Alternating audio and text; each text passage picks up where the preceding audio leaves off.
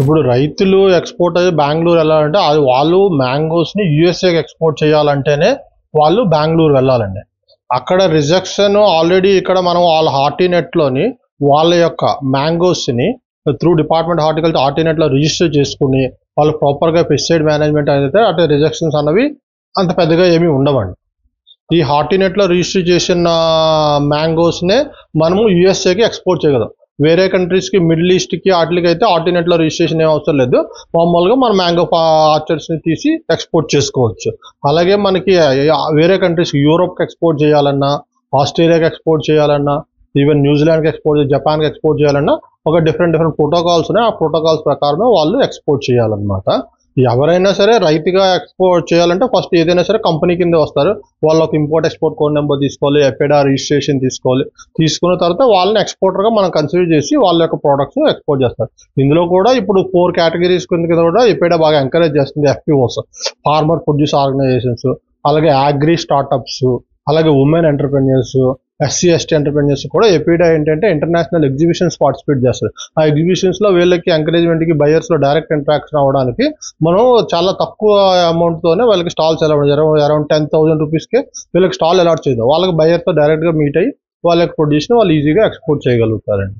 Farmer produce ఆర్గనైజేషన్స్కి మెయిన్గా మనము ఒకటి స్కీమ్ ఫర్ ఇన్ఫ్రాస్ట్రక్చర్లోని ఏమైనా ఇంటిగ్రేటెడ్ ప్యాక్ హౌసెస్ కన్స్ట్రక్షన్ చేసుకోవాలన్నా మనకి సబ్సిడీ ఉంటుంది. అది 75% ఆ 2 crores.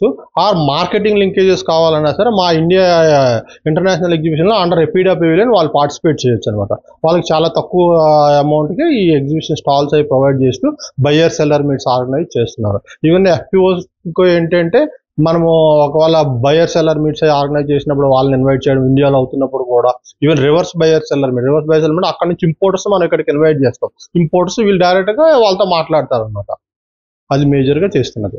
ఈ ఇయర్ మ్యాంగో ప్రొడక్షన్ అది బాగానే ఉంది అంటున్నారు. ఫస్ట్ ఇది అందుకనే ఈరోజు మనం ఈ మ్యాంగో ఎక్స్పోర్ట్కి కావాల్సిన ప్రొసీజర్స్ సిస్టమ్ అన్నింటి మీద ఆర్గనైజ్ చేసాము. అలాగే department of horticulture government of తెలంగాణతో మేము ఒక బయ్యర్ సెల్లర్ మీట్ కూడా organize 2 buyer seller meet plan చేస్తున్నాము. ఈ బయ్యర్ సెల్లర్ మీట్స్లో ఏంటంటే ఫార్మర్స్ వాళ్ళ యొక్క ప్రొడ్యూస్ అది డిస్ప్లే చేస్తారు.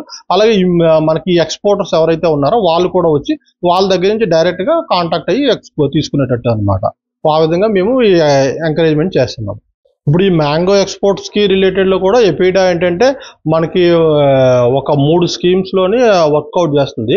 ఈ స్కీమ్ ఫర్ ఇన్ఫ్రాస్ట్రక్చర్ డెవలప్మెంట్లో వాళ్ళు ఎవరైనా సరే ఈ ఎఫ్ఐడా రిజిస్టర్డ్ ఎక్స్పోర్ట్స్ ఉన్నారనుకో వాళ్ళు రీఫర్ వ్యాన్స్ పర్చేజ్ చేసుకోవాలన్నా ఎఫ్ఐడా సబ్సిడీ ప్రొవైడ్ చేస్తుంది. అలాగే ప్యాక్ హౌసెస్ కన్స్ట్రక్షన్ చేసుకోవాలన్నా సబ్సిడీ ప్రొవైడ్ చేస్తుంది.